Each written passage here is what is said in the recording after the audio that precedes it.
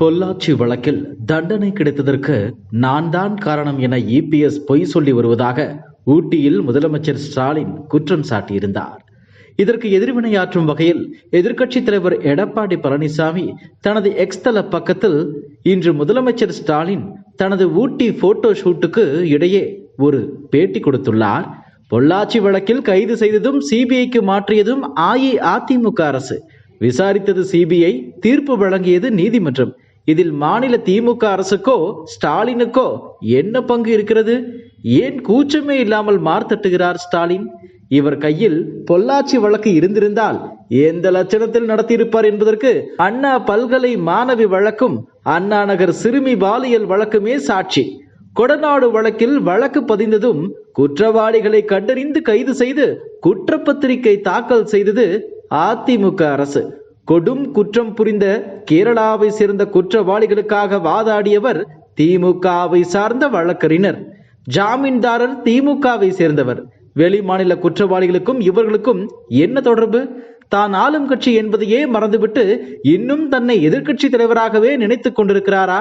இதையெல்லாம் பார்க்கும்போது உங்களுக்கு மறதி அதிகமாக இருக்கிறது என்று மக்கள் பேசுவது உண்மைதானோ என்று கேட்க தோன்றுகிறது.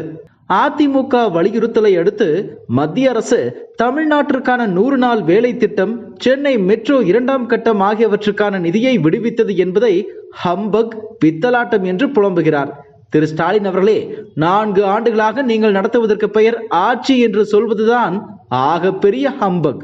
ஆட்சியில் இருந்த போதும் சரி, இல்லாத போதும் சரி, நதிநீர் உரிமை முதல் நிதி உரிமை வரை தமிழ்நாட்டிற்கான அனைத்தையும் பெற்று தந்திருக்கின்ற இயக்கம் அஇஅதிமுக.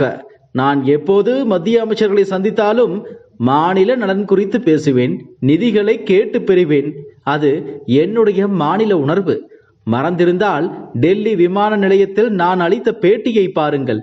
இருமொழி கொள்கை முதல் கோதாவரி காவிரி இணைப்பு திட்டம் வரை பல்வேறு மாநில கோரிக்கைகளை நான் பேசியிருக்கிறேன். நீங்கள் கூறிதான் பேசுகிறோம் என்றெல்லாம் மாயக்கோட்டை கட்ட வேண்டாம். இத்தனை நாட்கள் என்னால் நிதியை கேட்டு பெற முடியுமா என்று கேலி பேசியவர் நிதியை பெற்று தந்ததும் அதனை ஒப்புக்கொள்ள மறுக்கிறார். இதுதானே ஓஜி பித்தலாட்டம்? மாநிலத்தில் ஆட்சி, மத்தியில் 39 எம்பிக்கள் வைத்தும் தன்னால் சாதிக்க முடியாததை அஇஅதிமுக செய்துவிட்டதே என்ற வயிற்றெரிச்சல் முதலமைச்சருக்கு இருக்கிறது போலும். மக்களுக்கும் மாநிலத்திற்கும் நன்மை நடப்பதை கூட ஏற்க முடியாத உங்களை 2026இல் நிச்சயம் மக்கள் ஏற்கப் போவது இல்லை என்று எடப்பாடி பழனிசாமி குறிப்பிட்டுள்ளார். இதுபோன்ற செய்திகளை மேலும் தெரிந்து கொள்ள எங்களது யூடியூப், ஃபேஸ்புக் மற்றும் ட்விட்டர் ஆப்களை சப்ஸ்கிரைப் செய்யவும்.